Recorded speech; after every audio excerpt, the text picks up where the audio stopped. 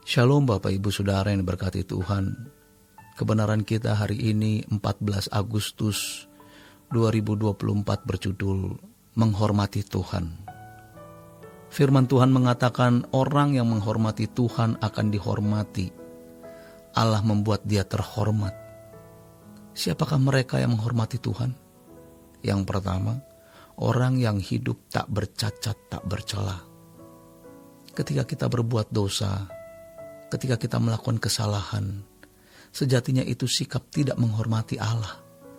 Karenanya di dalam renungan hati kita, di dalam pikiran kita, tidak boleh ada sesuatu yang Tuhan tidak berkenan. Supaya hati, pikiran kita bersih. Kita tidak boleh menonton, menyaksikan, menikmati tayangan, tontonan apapun yang Tuhan tidak menghendaki kita untuk menyaksikannya. Karena hal itu merusak pikiran dan jiwa kita. Kadang-kadang kita tergoda mau melihat, dan itu di gadget kita yang bisa mempengaruhi pikiran dan perasaan kita menjadi tidak bersih. Itu sudah merupakan sikap tidak menghormati Allah. Demikian juga dengan perkataan yang sia-sia, ucapan yang sia-sia, itu tidak menghormati Allah. Apalagi dengan perbuatan lebih lagi. Kita meminta ampun atas semua dosa yang telah kita lakukan. Dan jangan berbuat dosa lagi. Itulah sikap menghormati Allah. Tanpa kesucian, kita tidak bisa dipandang sebagai orang yang menghormati Allah. Maka orang yang tidak hidup suci tidak akan layak di hadapan Tuhan. Ini bukan satu hal yang mudah.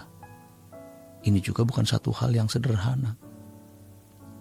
Tetapi tidak bisa tidak, karena Allah Bapa yang berkata, "Kuduslah kamu sebab aku kudus." Di perjanjian lama, setiap kali Allah mau bertemu dengan umatnya, Allah berkata kepada hamba-hambanya, "Kuduskan umatku."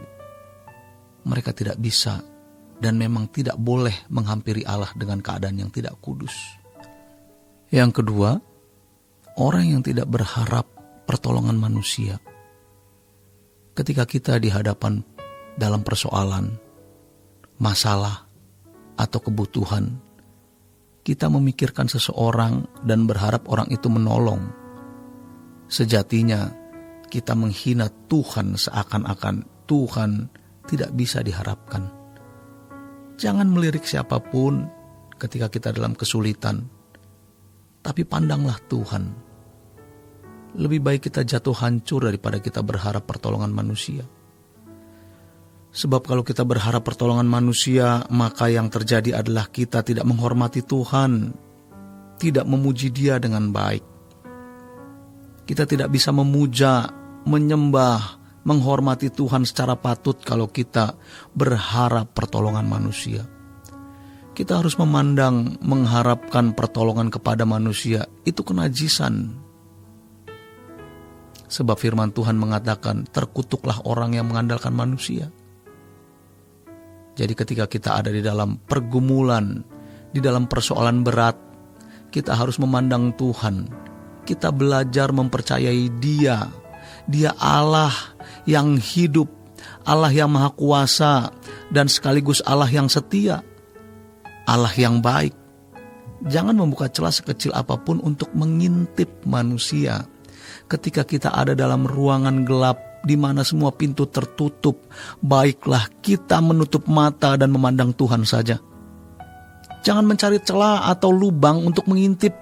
Kalau ada manusia atau siapapun yang dapat menolong kita di ruang gelap itu, tidak usah lihat. Kenyataannya banyak di antara kita yang sekarang sedang berada di ruang gelap seperti itu. Jangan takut. Tetap percaya kepadanya. Walau saat ini kita tidak melihat pertolongannya. Tuhan juga membawa orang-orang besar seperti Musa, Yusuf, Daud masuk di ruang gelap. Ruangan yang di dalamnya tidak ada pengharapan, tidak ada pertolongan. Tapi di situ kita harus bersabar menunggu pertolongan dari Tuhan. Harus bersabar menantikan Tuhan. Jangan mencari celah sekecil apapun, mengintip, cari lubang sekecil apapun untuk menangkap siapa-siapa yang bisa menolong. Tidak boleh. Kita tidak akan memuja Tuhan, memuji Tuhan, menyembah Dia, dan tidak akan bisa menghormati Tuhan secara patut kalau kita berharap pertolongan manusia. Tuhan bisa membuat semua pintu tertutup, namun ternyata Tuhan mau mengajar kita bagaimana memuliakan dan meninggikan Tuhan. Mempercayai pribadinya dan tidak mencurigai Tuhan sekecil apapun. Yang ketiga, orang yang menjadikan Tuhan sebagai satu-satunya kesenangan dan kebahagiaan. Bukan salah satu, melainkan satu-satunya. Jangan memperhitungkan apapun sebagai kesenangan. Jangan memperhitungkan apapun sebagai kesukaan. Hanya Tuhan kebahagiaan kita. Dengan demikian kita akan terarahkan ke langit baru dan bumi yang baru. Terarahkan untuk merindukan Tuhan. Karena hanya Dia kesukaan hati kita. Hanya Dia kebahagiaan kita. Dengan demikian kita bisa berkata, I adore you, my Lord. I adore you, my beloved Father. Aku memujamu. Demikian kebenaran kita hari ini. Selamat berjuang untuk tetap menjadikan Tuhan satu-satunya kebahagiaan kita. Tuhan Yesus memberkati.